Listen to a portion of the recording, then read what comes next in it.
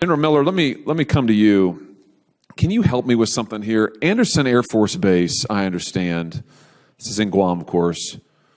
Leaders there recently received an official email that prohibited them from using pronouns or descriptors like he, she, youngest, oldest, male, or female. Why is that? I mean, what's going on? Now, imagine being a young airman at that base.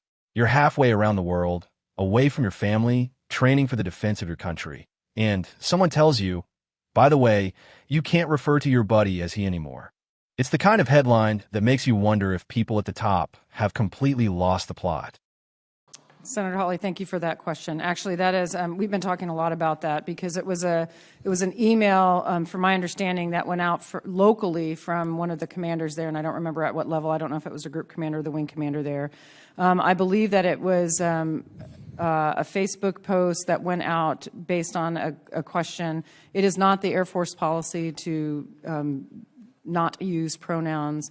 And so I think it was a social media, exacerbated by individuals that said that they were directed for that. Okay, good. Well, I think that's progress. So you're saying, I'm looking at a news article here published August 31, 2022, saying that PACAF has sent this letter around. Leaders of the base are instructed, do not use pronouns, age, race, etc. And they go on. The unauthorized examples of unauthorized language are male, female, youngest, oldest, he, she. But you're saying that was not an official communication. That has not been a directive. That is not an official communication from the HAF. Correct. Okay.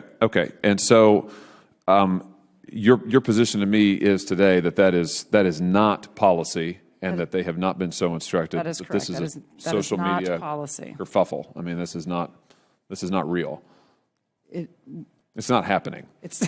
I don't know if it's not happening, but it is not an official policy from the Department of the Air Force. Okay. I ask because part of the way it's been reported is that the rationale is to help with lethality and also recruiting. And it was curious as heck how not using he, she can help with lethality and how it's helping with recruiting. But I take your word for it that this is not policy, and that satisfies me. So thank you. Thank you, Madam Chair. Look, no soldier, sailor, airman, or Marine signs up because they want to live in a world where they're told what words they can and can't use. They sign up because they believe in defending their country. They believe in working as a team. They believe in discipline, training, and mission. So when the Air Force even allows this kind of nonsense to creep into its ranks, it sends the wrong message. It tells troops that their leaders are more concerned with trendy social experiments than with the hard realities of keeping America safe. And that's why Hawley's pushback is important. It's not just about whether pronouns are official policy or not. It's about making sure the military doesn't lose sight of its actual purpose, defending the United States of America, and making sure the men and women serving aren't bogged down by ideological games. Because at the end of the day, the enemy doesn't care what pronoun you use. China doesn't care. Russia doesn't care. Iran doesn't care.